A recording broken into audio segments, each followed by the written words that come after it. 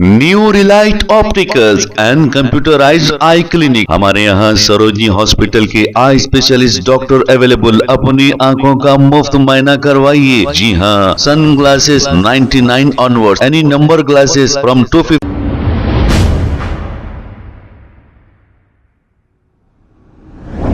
अस्सलाम वालेकुम नाजरीन, 7H न्यूज सच को रखे आपके आगे। अमजदुल्ला खान खालिद स्पोक्सपर्सन एमबीटी ने अब तक कांग्रेस हुकूमत की जानिब से कोई भी मुसलमानों को ना ही एमएलसी दी है, ना ही मिनिस्टर बनाया है। इसी को लेकर अमजदुल्ला खान खालिद ने चीफ मिनिस्टर तेलंगाना रेवंत रेड्डी से कई सवाल किए। हालांकि आपने सुना था कि रेवंत रेड्डी आरएसएस के टिल्लू हैं।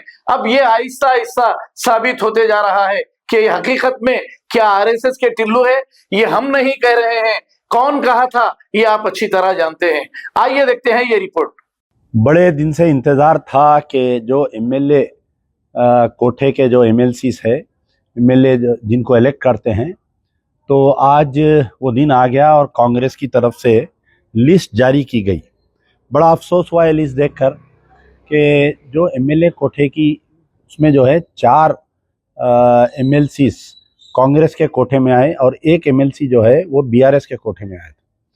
तो 4 में से 1 जो है सीपीआई को दे दिया गया है, क्योंकि वो उनके प्री पोल अलायंस था उनका, सीपीआई और कांग्रेस का।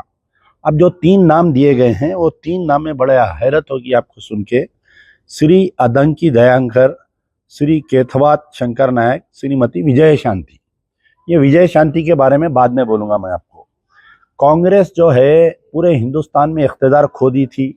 बाबरी मस्जिद की शहादत के बाद में मुसलमानों का भरोसा उड़ गया था कांग्रेस में, और फिर दोबारा यूपीए 1 यूपीए 2 में करप्शन से मुब्तला होकर आवाम का वो खो दिए थे।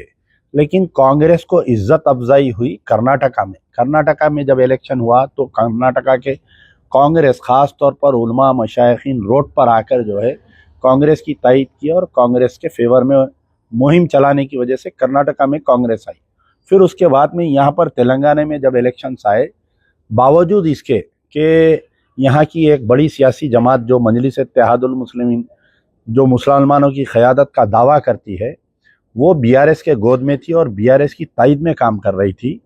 और एमआईएम के दबाव में जो उलमा मशाइखीन थे वो भी बीआरएस की तायद में काम कर रहे थे।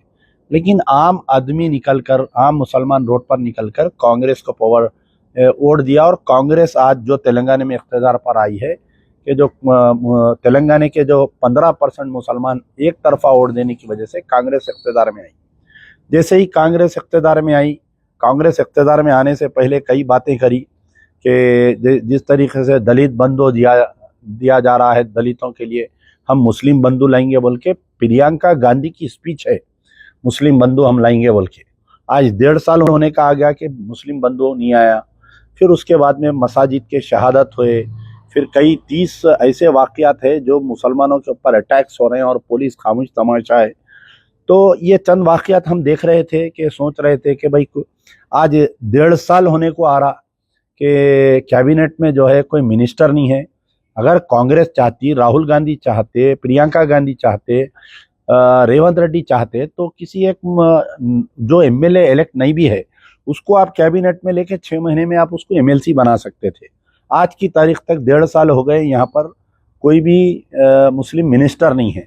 मैं समझता हूँ शायद बीजेपी रूल्ड स्टेट में, उत्तर प्रदेश, गुजरात, दीगर स्टेटों में भी नाम को एक आध मुसलमान को रखे होंगे वो लोग, लेकिन यहाँ पर तो उससे बदतर हालत है हमारी यहाँ पर। अब रही बात कि इसका इंतज़ार था कि भाई एमएलए कोठे में कम से कम मुसलमानों को दिया जाएगा, लेकिन उसमें भी नहीं दिया गया। 2 असेंबली इलेक्शन के बाद से अब तक 3 मरतबा कोशिश मिली, 3 मरतबा मौका मिला। पहले एमएलसी का इलेक्शन आया, उसमें नहीं दिए। फिर एमपी का राज्यसभा का हुआ, अंजन कुमार यादव के बेटे को और किसी एक को दिए, उसमें भी नहीं दिए। फिर पलट के अब मौका आया था कि किसी मुसलमान को नॉमिनेट करते, नहीं दिए। अब जब मैं ये बहस किया तो लोग ये बोलते कि भाई आमिर अली खान साहब को दिए ना कांग्रेस वाले एमएलसी।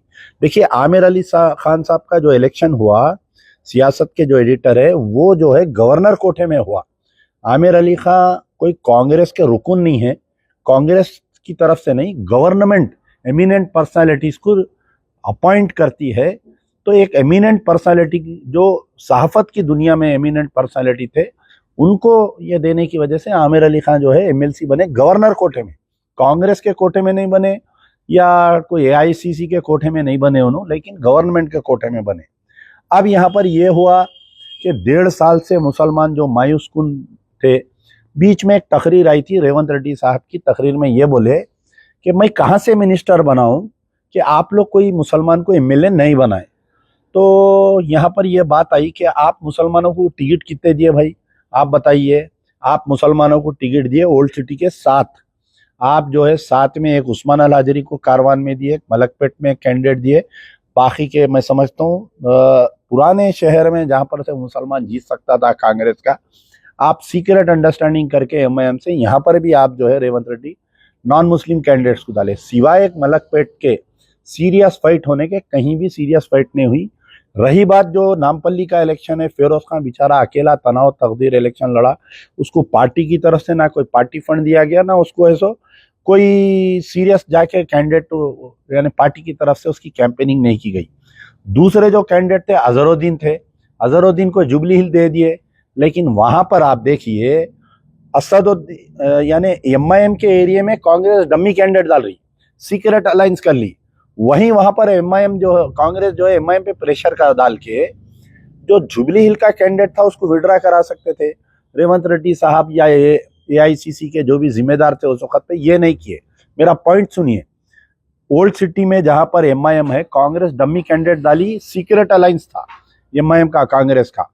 वही सीक्रेट अलायंस में ये बोलना था कि भाई आप यहाँ पर कैंडिडेट मत डालो जुबली हिल में। 7,000 कैंडिडेट लेके उनका हार गया इलेक्शन वहां पर और अजहरुद्दीन साहब को हरा दिया। जहां पर कामारेड्डी जहां पर पैदा हुए, उन्होंने 2 बार 3 बार इलेक्शन लड़े, हारे होंगे इलेक्शन, लेकिन उनको वहां से टिकट नहीं देके उनको निजामाबाद भेजे वहां पर। तो आप बताइए 10-15 दिन में आदमी निजामाबाद में कैसा इलेक्शन जीत सकता। नो डाउट उन्होंने पहले मिनिस्टर थे, सिटी इंचार्ज में वहां के डिस्ट्रिक्ट इंचार्ज मिनिस्टर थे, लेकिन ये हुआ वहां पर। अब ये तीसरा मरहला आया तो हमारे रेवंत रेड्डी साहब तकरीर करके बोले कि आप लोग नहीं जिताए। हम नहीं जिताए। आप बताइए क्या खाली मुसलमान एमएलए जिताए तो ही आप उनको मिनिस्ट्री में लेते? दूसरे पूरे रियासत में मुसलमानों के वोट लिए ना आप। जहां पर गैर मुस्लिम कैंडिडेट था वहां पर मुसलमान वोट दिए, कांग्रेस को दिए नहीं दिए, बताइए। तो ये आपका जो बयान है कि मुसलमान एमएलए को नहीं जिताए इसलिए मैं मिनिस्ट्री में नहीं लेता हूं, ये बिल्कुल ही आपकी मकर और फरेब का बयान है ये। अब चेयरमैन बांटे, आप 40 चेयरमैन दिए। 40 चेयरमैन में जो माइनॉरिटी से रिलेटेड चेयरमैन है, हज हाउस है, उर्दू एकेडमी है, माइनॉरिटी फाइनेंस कॉर्पोरेशन है, टिमरिस है और उर्दू कोई एक चेयरमैन है। तो ये 5 चेयरमैन तो मुसलमान को ही देना था। आप जो बच्चे 140 चेयरमैन जो बांटे आप, एक मुसलमान, वो भी सीट कॉर्पोरेशन एक छोटा चेयरमैन दे दिए वहां पर उसको। तो 39 में से कोई मुसलमान को नहीं दिया। अब आज ये फैसला आया कि आज का, तो मेरा बोलने का मतलब क्या है कि कांग्रेस को मुसलमान वोटों की जरूरत है। प्रियंका गांधी को पार्लियामेंट भेजना चाह रहे हैं गांधी फैमिली, तो उनको वायनाड सीट पसंद आती है जहां पर 80% मुसलमान है, तो वहां से उनको इलेक्ट करके भेजते हैं। लेकिन जब मुसलमानों की बात आती है तो कांग्रेस जो बिल्कुल या तौर पर अनजान हो जाती है। तो इससे ये बात साफ जाहिर हो गया कि आने वाले नेक्स्ट एमएलसी इलेक्शन तक कोई मिनिस्ट्री मुसलमानों को मिलने वाली नहीं है। ये बात क्लियर और कट। और आने वाले जो इंतखाबात होंगे, बल्दिया इंतखाबात, उसमें जो भी कांग्रेस का डिबेसल आएगा, अच्छा यहाँ सिर्फ कांग्रेस नहीं करी, आप देखिए जो एमएलसी मुस्लिम एमएलसी का जो रिप्रेजेंटेशन था। New Relight opticals and computerised I clinic, हमारे यहाँ सरोजनी हॉस्पिटल के आई स्पेशलिस्ट डॉक्टर अवेलेबल। अपनी आंखों का मुफ्त मायना करवाइए। जी हाँ, sunglasses 99 onward, any number glasses from 250 onward, contact lenses any colour ₹99 onward. जो हजरात 60 साल की उम्र से ज्यादा है, हज और उम्रा जाना चाहते हैं, उनके लिए बिल्कुल free number glasses, free home delivery और free eye checkup. New relight optical, Talab Katta, main road, opposite to Baba Bahauddin dargah. Mobile 9848392127। खबर है शहर की, खबर है गाँव की, खबर है सारी दुनिया की। 7H न्यूज पसंद आए तो लाइक कीजिए, शेयर कीजिए और सब्सक्राइब करना ना भूले। 7H news.